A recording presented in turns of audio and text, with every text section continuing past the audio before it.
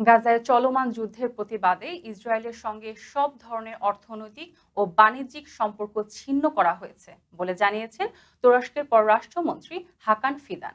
পাশাপাশি ইসরায়েলি বিমান ও জাহাজের জন্য তুরস্কের আকাশসীমা ও বন্দর সম্পূর্ণভাবে বন্ধ করে দেওয়া হয়েছে।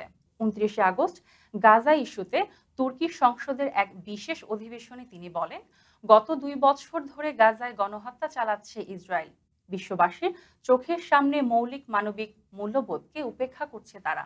গত বছরে মে মাসে তুরস্ক ইসরায়েলের সঙ্গে সরাসরি বাণিজ্য বন্ধ করে দিয়েছিল। সেই সময় স্থায়ী যুদ্ধবিরতি ও অবিলম্বে মানবিক সহায়তা প্রবেশের দাবি জানায় আঙ্কারা।